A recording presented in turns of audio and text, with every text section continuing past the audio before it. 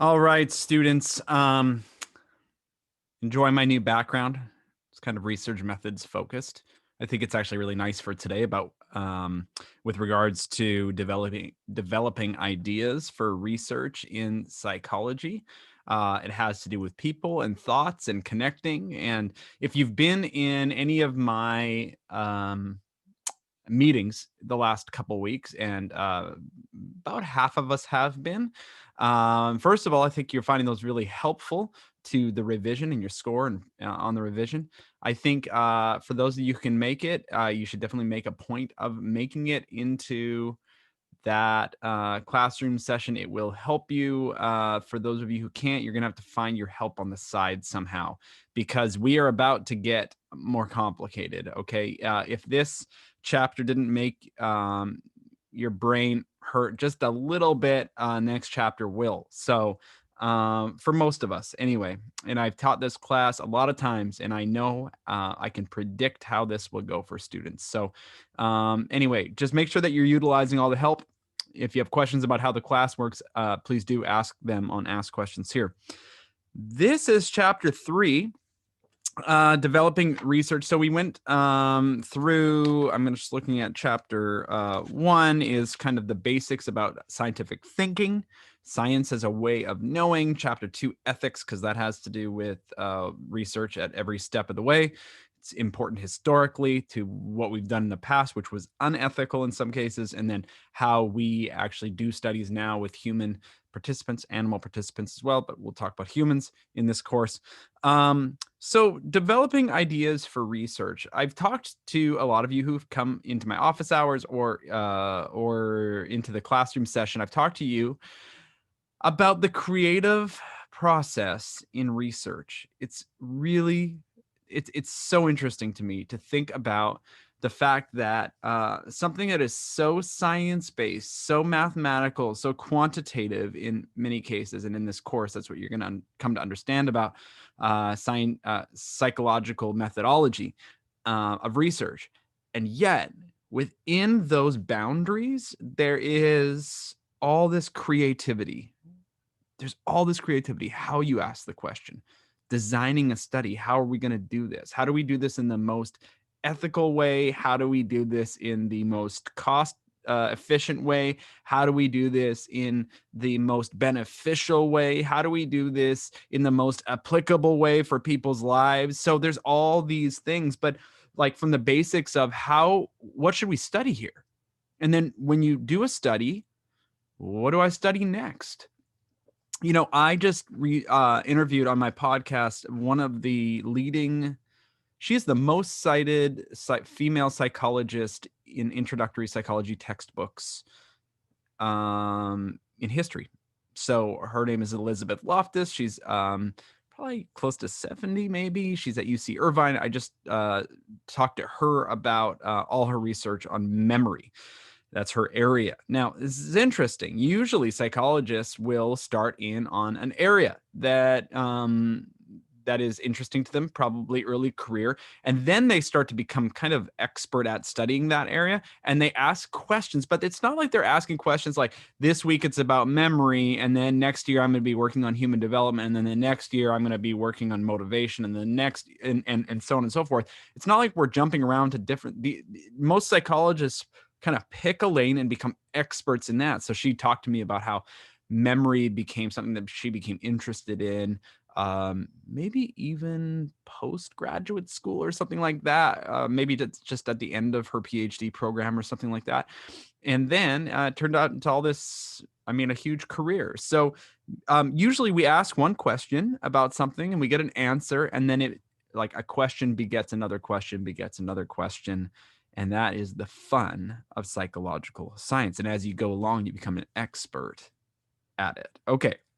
So oftentimes, if you are reading in a scholarly article, a study or something like that, of somebody who's a veteran researcher, and usually that's correlated with age and the amount of research they've done in a career, typically you can kind of assume that they've become a bit of an expert in the area if they've been researching it for 20 years, at least in that little area. Okay.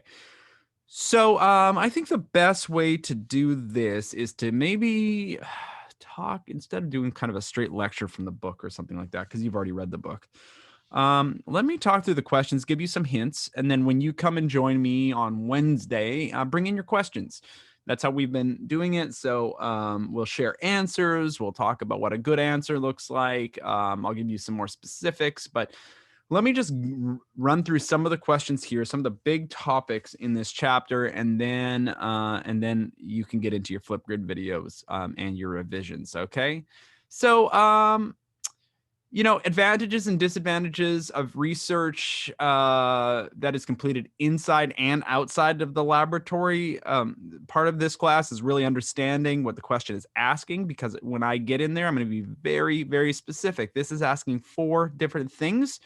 It probably requires 4 different paragraphs or bullet points, probably with titles, bolded titles, so that I could see the advantages of research in the lab, advantages of research outside of the lab, disadvantages of research in the lab, disadvantages of research outside of the lab.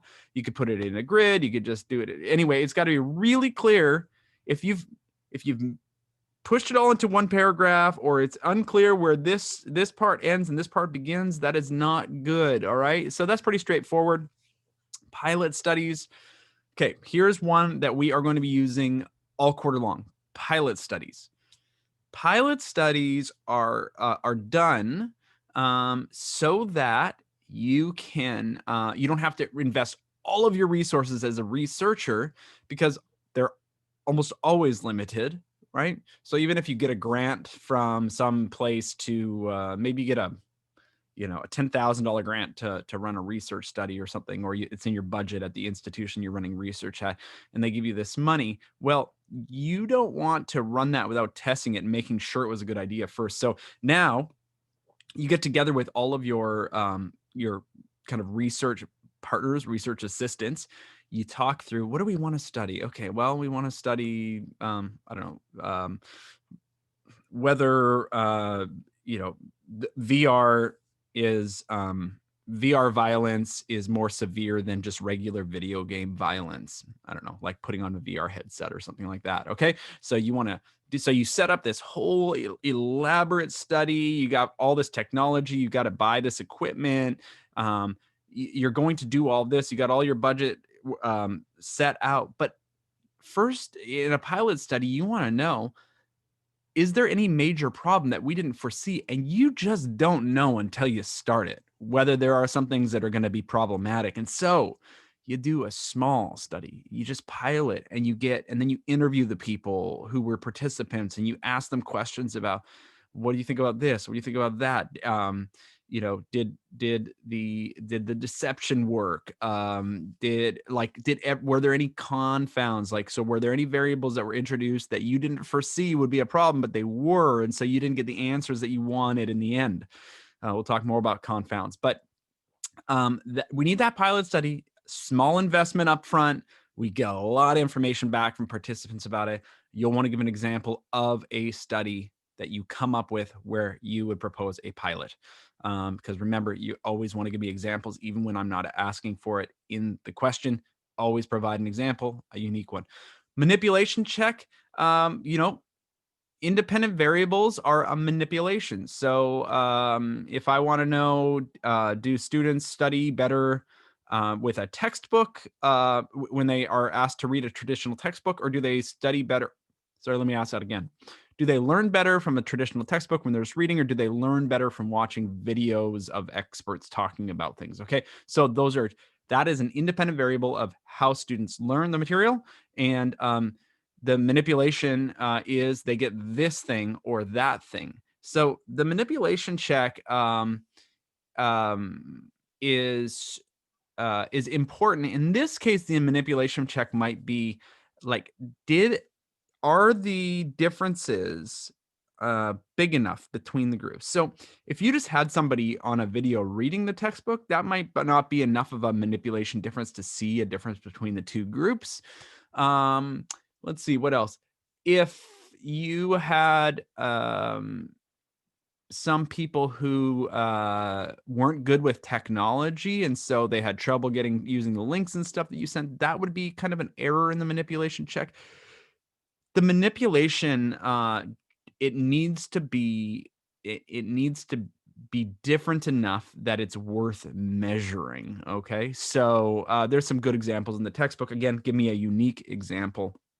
Right now, I'm actually looking at somebody's example, and it's so brief. I don't think that they probably got to the examples that I'm hoping that they'll get for full points. So, all right, this is a huge one. Operational definitions, huge question.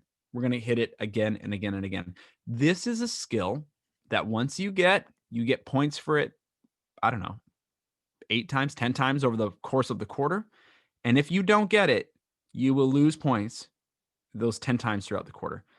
I mean, it's so important that you get this. Make Flipgrid videos about it. Watch Flipgrid videos about it. Use Ask Questions here. Use your peers. Watch outside videos. Understand operational definitions. I don't know how to say it any more clearly than that. If you are not 100% crystal clear on these yet, and you probably aren't because that would be abnormal, you need to spend some significant time with it. You need to drop into my office hours if you need more help. You need to come to the classroom meeting. Operational definitions will make or break a lot of what we're going to be doing in this course, okay? Oh, I don't know how to stress that more for you. I hope you hear me. You don't know what's coming up in the course. I do. This is a building block that you absolutely need. If you're unclear about it, you got to be clear about it now. Okay. So, operational definitions of hunger. I'm not going to give you the answers. What I will tell you is the reason we need an operational definition is because when we are measuring constructs within people, and if you don't know what that is, watch previous videos or show up to my course sessions. When you are measuring constructs within people, like motivation, or in this case, hunger, anger, love, intelligence, I don't know. It's endless. There's thousands of them. When you're measuring these things, they don't have a length and a width or a mass or a weight. Okay. So we have to find ways to measure them quantitatively. So with numbers. So if I was going to measure somebody's motivation, you might look up in a dictionary definition. What is motivation? Motivation is whether one is compelled to do something. Okay, that would be maybe a dictionary definition of motivation. From a psychological perspective, being compelled to do something, that is not a good operational definition. Why? Because we can't measure it. Okay. So last week we talked about empirical questions and making those measurable. Operational definitions are how we make variables measurable. And so for motivation, we might say, on a scale of 1 to 5, where 5 is not motivated at all and 5 is very motivated, how will someone describe their motivation for completing this assignment? Okay. Now you have 30 people in a classroom and you're asking them what their motivation is for the assignment. And the average, some people put 3, some people put 5, some people put 1, and the average turns out for the whole class to be 3.5. Okay. Now you can take each individual, and that has been quantified, right? Measured. They've given you a measure. You can take the whole class and you can do simple statistics, average or mean, median, mode, measures of central tendency, which you should review if you don't remember those. But yeah, and now we can actually work with the numbers. And this is a building block that you may not understand yet, but we need to have those numbers later when we do statistics, not in this course, but you will have to understand it a little bit. So operational definitions, so important. I know I've said that a million times. I need to say it a million more for you. Okay. So let's see some hints for operational definitions. Start them with things like the number of, the amount of, how many, how much, ... Okay, these are the beginnings of operational definitions that lead to quantitative outcomes. Okay, quantitative, numeric based, and they should be parsimonious. They should be simple, simple, simple. If you get too elaborate, you've probably missed it, and it's probably not usable. Okay. All right.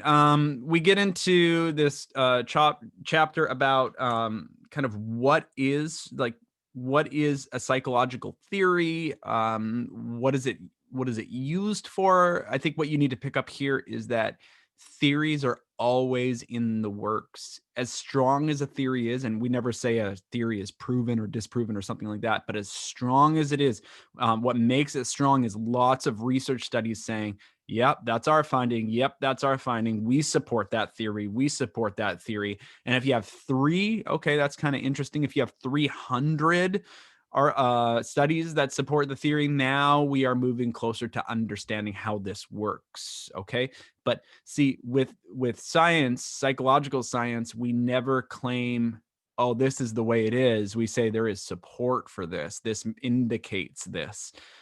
Because it's not, science is humble, right? Science is always curious and open to interpretation and to being added to, and also to being falsified, which brings us to this next part, which is um, falsification, which means that we've got this study, we've got this result that's happened, and in order to strengthen this result, because we think this is actually how it works, okay? So we did this study, we found this thing, great. I think the textbook talks about, we found that people who are on their phones are more distracted than people who aren't on their phones. And then maybe we had three different conditions: people not on their phones, people on hands-free phones, and then people holding a mobile phone. And we found that the people who were on a phone at all tend to be more distracted. Okay, so then we say, well, it's got to be about being on the phone. But now we want to go falsify that. We want to think about other ways. Are there any other kinds of studies that we could do? Because we have this finding here. We think it's strong, but we need to do other studies to strengthen it. So it's kind of backwards in science. What we do is we try to come up with a study that is actually going to disprove it. Okay. We come up with a study that is going to work against the findings. So, first of all, the easiest way to do this is replication. So you redo the study, and if you find the exact same results, then obviously we are leaning in the direction that it's probably a strong theory of understanding how this works.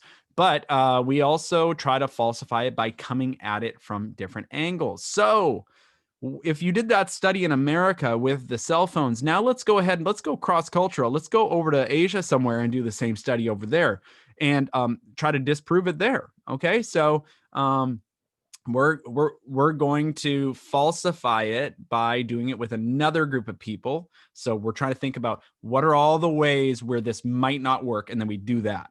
Okay, so now we're going to do it with Thai people. All right, so we do the study with them. Oh, same outcome. Oh, it's good. It's cross-cultural. Okay, how else can we falsify this? Well, we're going to do this in summer, nice driving conditions versus wintry conditions, or the original was in summer. Let's do this in wintry conditions where people are probably going to be more focused because there's more danger and stuff on the roads. Oh, same outcome. Okay, well, now that's starting to strengthen it. Okay. I don't think that's the definition of falsifiability or the example that they gave in the book, but it's a good one. So we strengthen the theory by trying to disprove it. And when it holds up, it's strengthened. Falsifiability. All right. Let's see. I talked about the creativity of research.